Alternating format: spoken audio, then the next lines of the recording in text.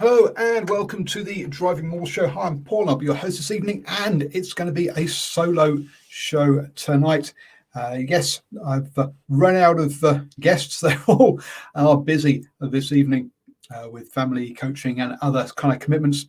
How are we doing this on a Tuesday? Probably it's not the best idea during rugby season, but hey, we're coming towards the end of the club season. Let's be honest. So we're nearly there here in New Zealand. Just a couple of little things for that is that Stephen and myself will be heading up to Northland for their finals day.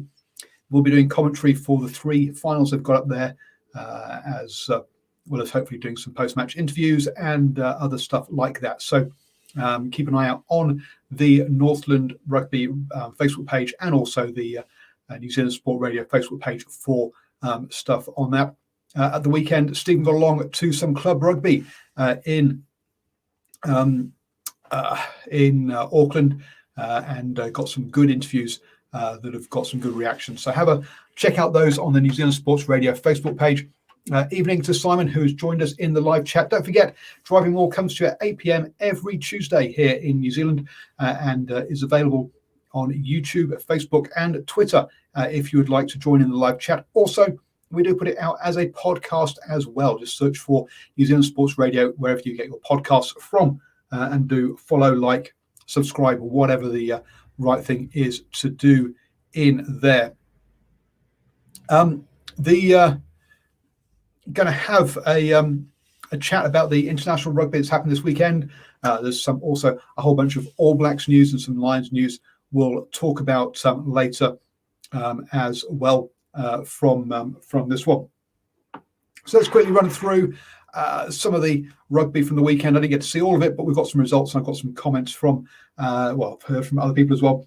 South Africa versus Georgia. South Africa winning that on 40-9. I didn't actually watch this one, but chatting to the South Africans I had on the post-match reaction to the to the Sigma, I think it was Lions in the end versus the British and Irish Lions game, and basically the Springboks looked kind of rusty in that first half. Never looked really like losing the game, and things clicked more in the second half, and they ran out to 40-9 winners over Georgia. Georgia, remember, never have beaten a Tier 1 nation, as much as there has been a lot of push for them to try and get into the Six Nations, replacing Italy. But there you go. As Simon says, yeah, it was only 10-8 at half time for South Africa versus Georgia.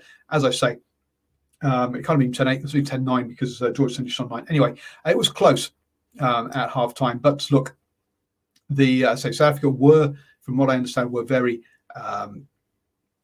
what's the word I'm looking for here? Very rusty in that first half. But things came together in the second. Obviously, South Africa had been disrupted by a number of COVID cases. They had three cases ahead of the, ahead of players turning up to camp. And so once they arrived in camp, they all went into isolation for a short time. Elton Yanchis was one of those, but he recovered in time to play at the weekend. Now Lou Diego has tested positive. And he has been part of the camp. He wasn't actually playing at the weekend, but he has been part of the camp. So again, the whole squad has gone back into isolation and obviously isn't training. So not the best of preparations for the Springboks ahead of these games, ahead of the Lions tour or the Lions test matches. You hope that they can get this sort of stuff sorted out.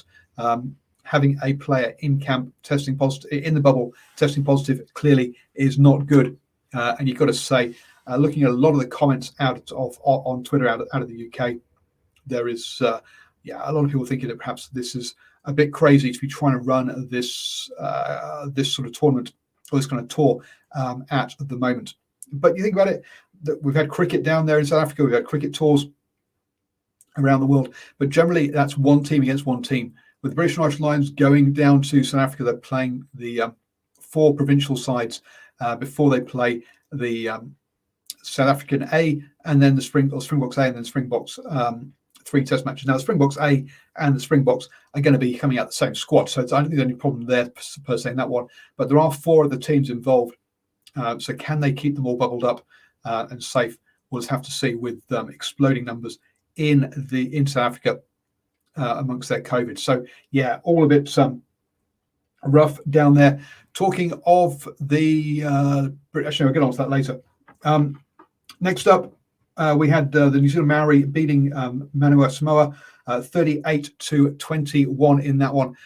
Samoa getting a few more players through managed isolation, managed quarantine, and they are heading now to play Tonga next weekend, the first of their World Cup qualifiers. Post-match reaction to that game, and also the next one I'm going to talk about, we did straight after the game. So I'm not going to go into any detail. You can go back and watch that, say, on YouTube, Twitter, and Facebook. Myself, I think it's Steve and Stephen, so Cornflake and Stephen both on that one. Then New Zealand, the All Blacks beat Tonga 102-0, and boy, oh boy, there was a whole bunch of finger pointing and question marks around the rugby on this one. Look, this over this weekend, there have been no Tier 1 versus Tier 1 games at all. The first one of those will be this Wednesday night, as we see Australia versus France. I will bring you post-match reaction straight after that game, so do join me for that.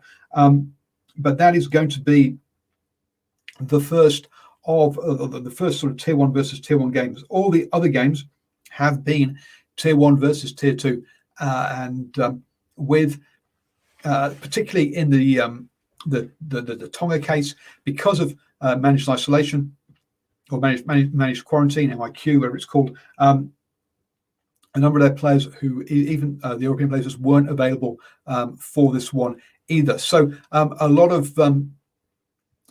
stuff going on there from that point of view.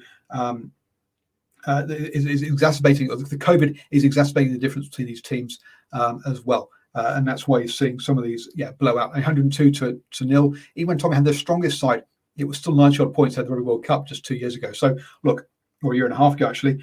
So look, shouldn't have really been unexpected. That one, I mean, the TAB started off with a spread of 80 points in this one, and obviously that blew out pretty quickly.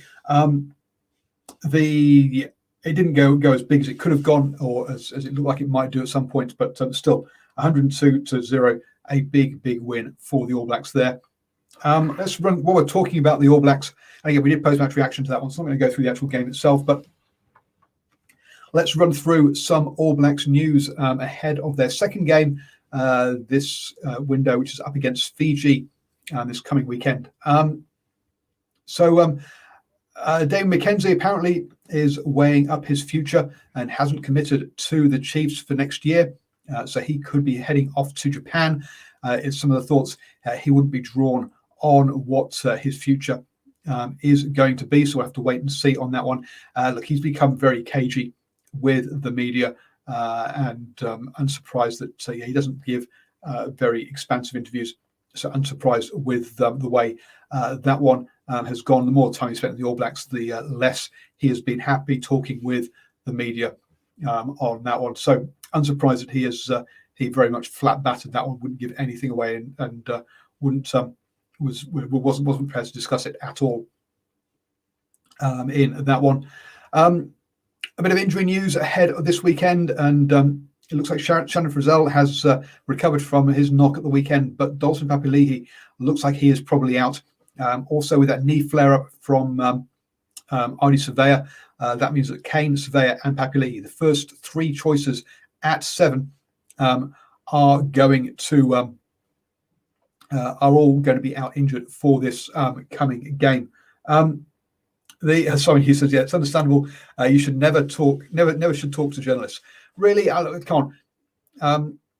If you're not going to talk to journalists, and then they'll go away and make up their own story and dig around for it, as we saw with the partying incident down at the Highlanders. If you're going to try and just shut up shop and just say things, everything, and not talk about stuff and not give anything, not communicate through the media to your fans, then the media, look, they've got to sell papers, they've got to sell clicks, so they will go looking for stories instead. So talking to the media is actually a good move if you do it in the right way, and if the media learn not to be dickheads, put bluntly, in that one. And a lot of the media haven't understood that, one of whom has just lost his job this recently, and hence you'll see that Sports Entertainment New Zealand, the new radio station here, is looking for some jobs, and it has been interesting to see that pop up in my job alerts via LinkedIn. LinkedIn is recommending that a couple of jobs that they've picked for me there: diversity and inclusion manager for New Zealand Rugby. That's down in Wellington. I can't move down there. And producers, full-time and casual for Auckland, Wellington, for the Sports Entertainment Network as well. So interesting there that those ones those jobs are available. Simon says, "Look, I don't agree with what the guy had to say, but he has right to express his opinion and the right to question some things. He does have the right to question some things, and that's one of the things that we've been discussing quite a bit in our rugby chat group on Facebook, messenger group. And look, and I know we've had people on this show agree with him in the way that about funding of the women's game, but it's not the way. It's not what his opinion was. It's how he stated his opinion that was a problem. His wording of it was very bad, and he did it deliberately to get a reaction. And the wording he chose got a reaction. He overstepped it, and there are other ways he could have said the same message without it getting him in trouble. And that's part of the problem at the moment is to get this. We've got to cause a reaction. We've got to cause clicks. And that style of writing is something that I think Kiwis are starting to get sick of. And I think we're seeing some of that reaction through some of those through this kind of thing. Now, I know not everyone will agree with me, but I think that's part. I think he's lost that role. Now, whether you should lose your role straight away, whether you should get a warning, that's open to debate. But the reason for it is how he stated it, what he said, not necessarily what he stated. Is the problem. Anyway, so yes, I do say I think you do need to communicate with the media, but the media also needs to grow up as well. On that one, so so interesting. So I'd say Papali'i out ahead of that one, which looks like we're either they're suggesting Blackadder will step into that 7 jersey. And good evening, Aaron. Good to see you there on the old Facebook as well. Good to have you join us. So it looks like Blackadder will probably step into that role that 7 jersey that Dolce Papali'i will be exiting from. And we'll just have to see what other injuries may or may not come up. Anton Brown still isn't back as well from that one. So a number of players not being done from that. So Aaron disagrees with me about the Kiwis not getting sick of that style. Well, I think some reactions to Mark Reason, etc. I disagree. I think people are getting sick of that his sort of style as well. They're just writing just for reaction rather than actually writing to make a point. So there are a number of injuries in that that is there for the All Blacks in that one, but nothing too serious or too worrying on that one. Talking of All Blacks, a previous All Black is back in town. Waisake Naholo is back in Dunedin and playing some club rugby this coming weekend. So it'll be interesting to see whether he gets picked up by the Highlanders or in Super Rugby, or whether he'll head over to Japan or somewhere like that. His 2 years in the UK have been interrupted by injuries, and I think that is a problem. That's probably why he didn't get re-signed. So I have to see whether his knee injuries, he can get over them. He's seen problems with Neymar Lascala, who came through at the same time as him, also having problems with his knee as well. So we'll see about that one as to whether he can recover. Hopefully he can. Loved watching him play when he was fit and at his best on that one. So that's the All Black stuff. All Blacks obviously up against Fiji this coming weekend. Now Fiji, I say, will be definitely a stronger proposition than Tonga were. I'll be doing my predictions tomorrow, so look out for that. As I put my predictions out there for these coming weekends worth of games. Good point there. Thank you, Aaron, for reminding me that Amua Asafa is injured, and Samasoni Takalaho has been called up in replacement for him. I don't think he'll get to play this weekend. I think we'll see Cody Taylor and Dane Coles. Well done to Samasoni getting called up for there. He's always been very good to talk to after NPC games, and perhaps I won't get to talk to him too often this year. Join the Bunnings NPC because if he's away with the All Blacks. But congratulations, Samasoni being called up from Waikato into that squad. So the Fiji game coming up, that's down in Dunedin under the roof. Sumi Radrada is not available. He's heading off to the Olympics. But apart from that, this Fiji have had the majority of their players available, unlike Tonga that were reportedly missing 20 players ahead of the game last weekend. So a much more competitive side from Fiji. Obviously, I think we'll expect the All Blacks to win that game comfortably, but good to see. Actually, we're looking forward to a much better game. We'll have live post-match reaction to that one here on New Zealand Sports Radio on Saturday as well, so do join us for that one. Moving on then, we had Ireland versus Japan, probably the closest to a test match in that one, 39-31. Again, not one I've seen, but I know that 2 Cents Rugby was very positive about this one. Look, heading into the hour mark, it was 33-31. Good one to for Japan up into this one with much better response after their Lions game. Admittedly, Ireland missing players like Johnny Sexton and all their British and Irish Lions as well in that one. Arun, going back to the Samasoni one, could that be equivalent to Finlay Christie pick? Look, Finlay Christie, I think we can, if we look at the players ahead of him, he's there because 2 players aren't available in TJ Perinara and also Fakatava. So I'm not sure he'll get again with Amua. Look, Dane Coles is definitely getting on, so he's not got many more years ahead of him. No, I think Samasoni Takalaho has got more of an All Blacks future ahead of him than Finlay Christie has in the number 9 jersey. I don't know if that's controversial to say or not. Interested to hear your thoughts, folks. If you think Finlay Christie has got a future as the All Blacks, personally, I don't see it, but I could be wrong. Just a little bit there. So much better outing by Japan. Obviously, having players back. Actually, he didn't start in the end. I thought Hemino had started, but no, he didn't in the end.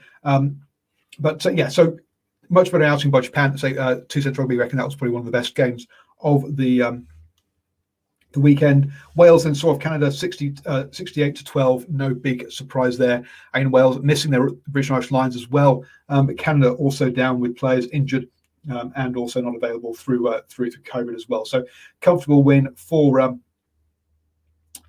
Wales against Canada. Not surprising, really. We then had the Lions, or the Sigma Lions, against the British and Irish Lions. And that's one that I did a post-match reaction for with the Yellow Cap and also Jax. I'll also be looking at doing post-match reaction to the Sharks versus the British and Irish Lions as well for that one. Aaron makes well, some players missing for Japan as well. I think look, every team always has players missing. I think Canada was more impacted. And look, to me, the main thing for Japan is most of their players are in Japan and they have access to them in a similar way that the All Blacks do, or the Wallabies. Obviously, not quite as many, because Hemino, for example, was with the Highlanders. There are a couple of players who do play overseas for Japan, but on the whole, they have better access. Whereas Canada, the players spread around all over the place even though they have got with Toronto Arrows, they are managing to keep some of them home, or well, home being Atlanta, Georgia, at the moment due to COVID in Major League Rugby. But yes, Sigma Lions against British Irish Lions. We saw the massive player drain that the Lions have had. Take out their few Springboks out of that team, and you got a weak side. This game was pretty much, or the stress of the British Irish Lions was pretty much over in the first sort of 14 or so minutes when they got a couple of tries in, and we're going to have to see a lot more, a lot better tests coming along. Hopefully the Sharks team will be better, but again, Sharks also missing their Springboks. One of the problems that we've seen in this, we're seeing in this tour, we saw back in Australia 8 years ago, was when the Wallabies didn't take part in any of their build-up warm-up games, that the weakness of the Super Rugby franchises compared to the British Lions was just too big a gap. It wasn't competitive. One of the things that they did here in New Zealand was they did actually include a lot of or some, if not all, of the All Blacks available for most of those games, which was important, which made them much more competitive and made for a much better tour. So COVID, obviously, bubbles being an issue, but it would have been nice to see players like Elton Yanchis actually pulling on the jersey for the Sigma Lions rather than for the Springboks, and making it a bit more of a competitive game. So the Sharks one, I'll be doing live post-match reaction, trying to line up a couple of South Africans to join me on that. And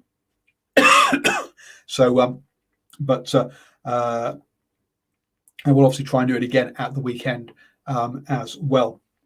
Romania 17, Argentina 24. One of the better games of the weekend, which Simon mentioned in the chat there. So another one I've not really, I'll be honest, I've not seen. But look, getting within, this was 17 all. At the hour mark, it took a try in the last 10 minutes for Argentina to win this one. So, look, a good result for a good showing by Romania. I guess along with Japan, probably the best T2 showing so far this window. So good showing for Romania on that one. Clearly, one that a long time ago was ahead of was ahead of Georgia, but has slipped back recently. Simon there that's saying that Argentina didn't kick their penalties, which in a proper test match they probably would have done. Finally, for results-wise, England beat the USA 43-29. Closer than a lot of people would have thought. Obviously, again, England missing British and Irish Lions players. I think we've said that a few times this already, obviously, this evening. The USA also missing players through injury, and that top 14 shut down as well. And Simon asked a question at the top of the show, which was, should this have been a test capped match? When you believe that when you sort of think about a couple of things here. One, this wasn't the strongest USA side. Two, Emmanuel Jensen. Jason Emmanuel. Was Jason Emmanuel, not Emmanuel Jensen. Was captain this one. Will that mean? I mean, obviously that now means that that he is Jason Emmanuel. Who that means now that he is capped or is tied to England. So is that should it be a contest? Well, look, it's the first teams of both USA and England. So yes, I think it should have been a cap game and a proper international weekend. I also think that the British and Irish Lions versus Japan should have been a British and Irish Lions test cap game as well. That it wasn't is a disgrace really by the British and Irish Lions. They're up against a national test team as a proper test. Therefore, it should be a test match. So yes, I do think these should be test matches and should be capped from this one. So there's the Egg Chasers podcast. Yeah, I've given up listening to the Egg Chasers, I'm afraid. Jake from that one. So yes, so Jacob Manor has now been capped by England and will not be available for New Zealand, or is it Smile or Tom? I can't remember which one of those now. That he was also eligible for. So in that one. So so that's the results from the weekend. Coming up on Wednesday, we've got the only Tier 1 versus Tier 1 game of the week of the round, which is Australia versus France. So looking forward to that one on Wednesday. Australia is heavy favourites of the bookies. Obviously, France missing a whole host of players. I think only 2 of their players that played in the last or started in the last 15 for the Six Nations is available in this game or something like that because of top 14 final action. Yeah, it's not going to be the same side, the same side from that, but at least it is Tier 1. It's the only Tier 1 versus Tier 1 test. And I guess that's part of the thing here is we've been crying out for Tier 1 versus Tier 2 games, and then when we get them and they're all easy wins, where there's kind of moaning about, is it should we be having them? What should we be doing to make these closer? Well, one of the things we need to do to make these closer is to actually have them more often. Yes, having quite so many in one weekend and having no Tier 1 versus Tier 1 games it makes it hard. We don't have a competitive or game to kind of talk about. The Romania-Argentina one was pretty close. I say Ireland Japan went well, but they were the exceptions really to that. And I think we're going to see quite a bit of the same coming forward. I mean, we've got that Samoa Tonga game, which should be a cracker on Saturday. We've also Wales Argentina coming up, so we do have a Tier 1 versus Tier 1 there. But games like England versus Canada, that's going to be a big win for England, isn't it? The Romania-Scotland game has been cancelled, unfortunately, due to COVID. The Ireland-USA again should be a comfortable win for Ireland, and then there's also the game between Australia and France, as well as the Bulls versus the British and Irish Lions. Now we'll see how the Sharks British Irish Lions goes. I'll be trying to do post-match reactions to that Bulls one as well for that one in that one.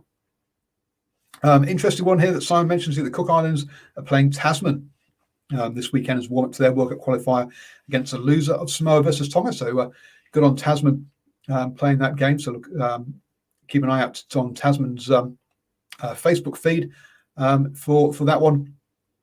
And also there are a couple of Tier 2 games coming out of Africa with Namibia and Kenya losing to the Ivory Coast and Senegal.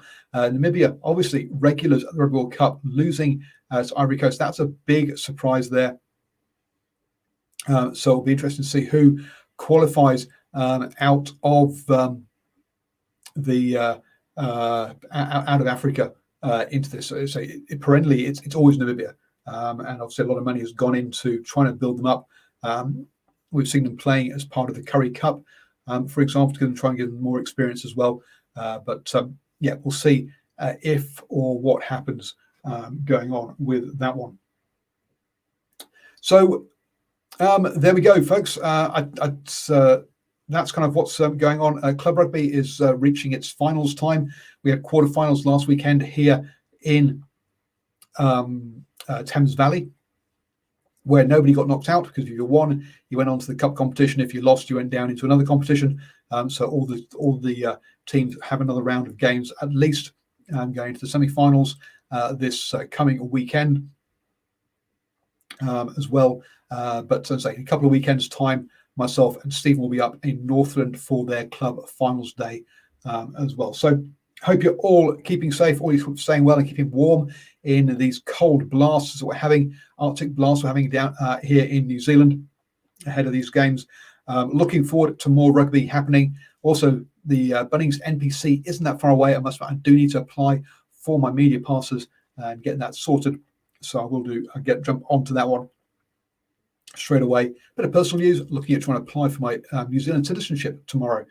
So yeah, I've got to dig around, try and find my birth certificate. Otherwise, and yeah, I've been here long enough now that I can get a black passport. And then I can sort of wave that around when people say, "Oh, what's this Englishman talking about from New Zealand rugby for?" So there you go. Hope you're all, let's say, safe and warm, and catch you, I say, on the post-match reactions to. We've got the Australia-France coming up. We'll also do Sharks versus the British Irish Lions this coming weekend. We'll do the All Blacks versus Fiji, probably including that also that Samoa versus Tonga reaction to that game as well, doing both together after the All Blacks game, and then also the Bulls versus the British Irish Lions in the early hours as well. So lots of rugby stuff coming up, folks. Don't forget to see my predictions tomorrow morning, probably.